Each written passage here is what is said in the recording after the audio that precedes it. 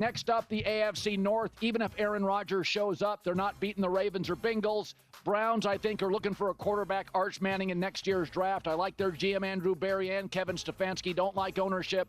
I feel pretty good about this. All right. He really he went through that one quickly. Usually, for all the other ones, he went a little bit deeper, but I guess this seems pretty straightforward. This is the overall AFC playoff picture. So he's got them as the 2 seed. And it's interesting because the Ravens are so clearly still in the driver's seat of this division.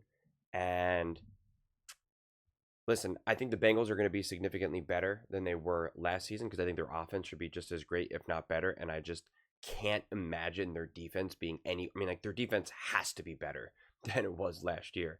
I just don't see how it couldn't improve. So, those are going to be tougher games. And in theory, the Bengals should have an easier schedule compared to the Ravens. But I still think that you're still going to put the Ravens in the driver's seat of this division. But I do think it should be closer, right? It should be tighter. And even if Aaron Rodgers is with the Pittsburgh Steelers, listen, again, do I think that it's going to be harder going up against Aaron Rodgers than a Kenny Pickett or a Mitch Trubisky or Mason Rudolph? But again, this is the Baltimore Ravens. I mean, it's a shame because they've obviously come up short over these last few years in the playoffs, but they've been such an awesome team with such insane potential. Their problem is putting it together when it matters most. So, winning the division feels like it's a pretty easy thing to say out loud.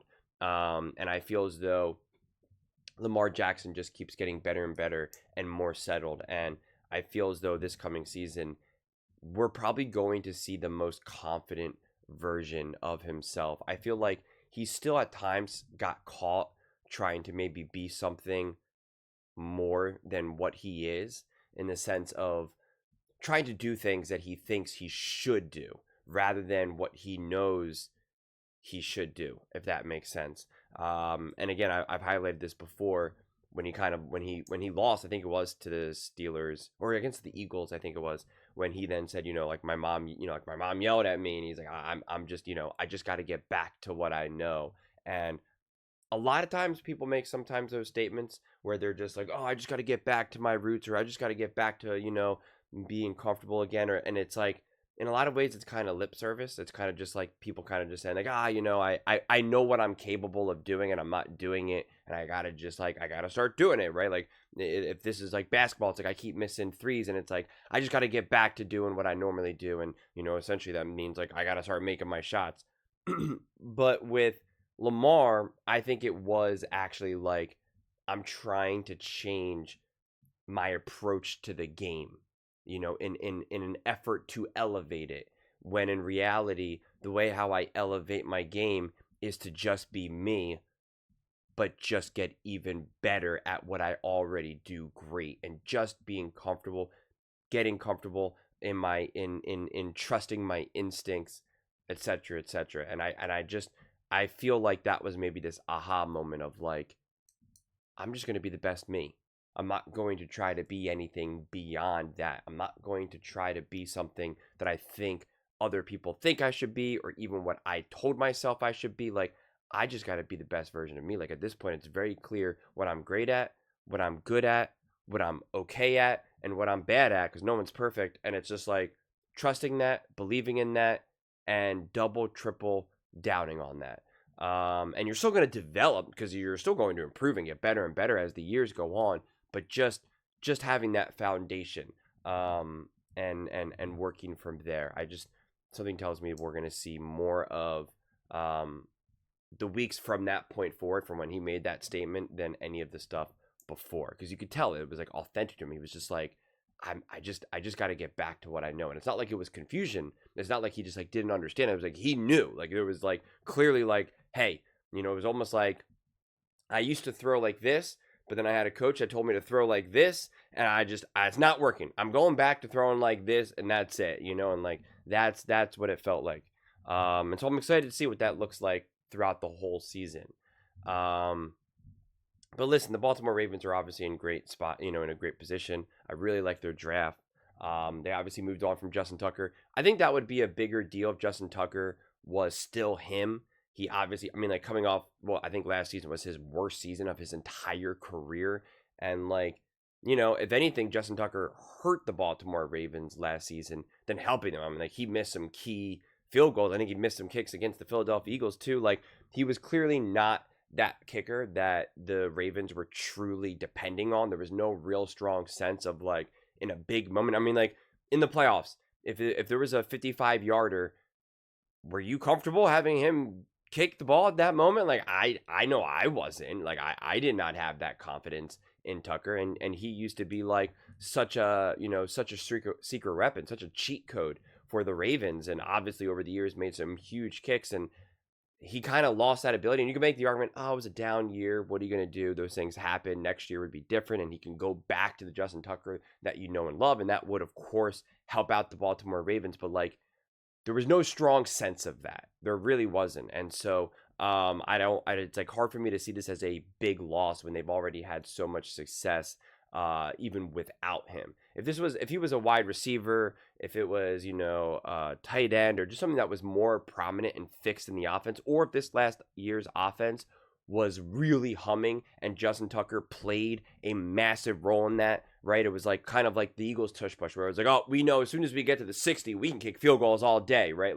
Whatever it is, like a 60-yarder, whatever it is, let's go. And it just wasn't how their offense was run. If anything, they, as the weeks went on, they didn't say this out loud, but if anything, it was kind of we're kind of working around this. We're not setting up our offense with the idea that Justin Tucker is going to be able to just, hit it deep. And quite frankly, even some of these short field, it's 4th and 2, maybe we'll go for it. I don't know, 3rd and 3, 3rd and 4. Let's make sure that we actually really convert this and not leave the door open, because things are getting a little weird here. So I think they had already kind of worked around that. So especially with all the off the field stuff, it became kind of a no brainer for them to move on from it. And it's funny because they kind of just said, oh, it's a roster thing and all of that. And I, don't really fully 100% believe that. I understand obviously why they're going to say that, because especially if you're dealing with all the off the field stuff and you move on from him, now the Baltimore Ravens, they have nothing to answer, right? No one's even going to really even ask them many follow-up questions beyond the initial aspect of it. But after that, it's he's not part of our team anymore. Whatever happens, it's nothing to do with us. They're not going to ask them in week 4, after a game and say, oh, what's going on with this? They're just not going to do it. So I totally understand why they would do that. It's just, I think maybe if he was balling more, they would maybe kind of linger and wait. I don't know how much information the Baltimore Ravens have at that time, if they kind of see the writing in the wall that this is going to go poorly, or if they're no, we don't have any reason to believe whether he's guilty or innocent or whatever. And again, I have no information. This is obviously just, what's being talked about. I don't really talk about my beliefs of, is it left or is it right? Cause I got no idea. Obviously, considering all the stuff that was going down, it's not hard to imagine that suspensions would have happened. But as the NFL has shown now, they really take their time, and it wouldn't surprise me if you have this whole season and then they deal with the suspensions. But, now with them being cut, that's the thing. The Ravens just don't have to worry about it. And now they get to try to, find their kicker of the future and kind of just move forward. So it does make sense. But it would have been interesting if he was still balling, if they would have kept him and how they would have managed that. But obviously we don't know. So it ends up not really being that big of a talking point, quite frankly, which is how the Baltimore Ravens want it, right? They just want to cut ties and say, all right, best of luck. Sorry this happened this way, but thank you for your years of service, and see you never, kind of a thing.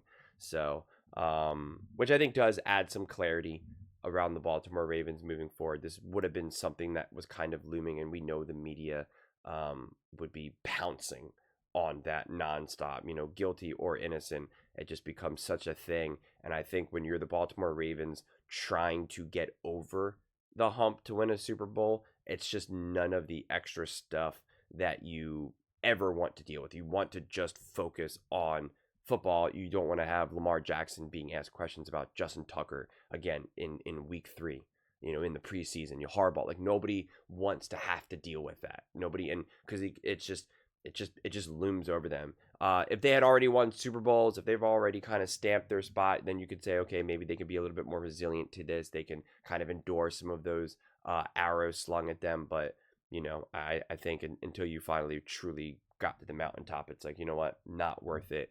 Let's just move forward. So I don't see that really affecting the Ravens in any measurable way. If anything, it should add some clarity for them, because since Justin Tucker was so uneven last season, I think it was kind of like a little bit more difficult for them to be like, do we kick a field goal here? Do we go for it on 4th down? What do we want to call on 3rd and 7 here? Because there's no strong sense that, like, we want to kick a field. Like, it's just, I think it became a little, more confusing. You kind of really want to be able to be confident with your cutoff, with your field goal kicker, of like, no, at this spot, we know we can kick him. We know we can trust it. Like, we know it. When you don't have that trust, and you're kind of like, I don't know if this guy can make a 35-yarder now. It's like, what do you do, right? It becomes so much harder. And quite frankly, not only do the coaching staff know that, but the team knows it as well. The team feels it as well. And then the kicker starts to feel it, and it just becomes a mess. So I think ultimately this ends up helping the Ravens. But those are just my thoughts. I'd absolutely love to hear yours. What do you guys all think about the Baltimore Ravens being the 2 seed, winning the division? Do you think that's fair? 2 seed? Do you think they should be the 1 seed? Do you think the Bengals have a shot to win the division? Let me know in the comments below. I read every single comment, so whether you agree with me or disagree with me, either way, let's get in some discussions. Let's get in some fights. But ultimately, let's just have some fun. And please do consider subscribing. We are building an amazing community here, and I absolutely love to see you part of it. I want to build something that we all genuinely feel connected to. Something that we're really excited to be part of. I think we're on our way to doing it. Please don't forget to give this video a thumbs up, as it really does help with visibility and the algorithm. Thank you so much. See you next time.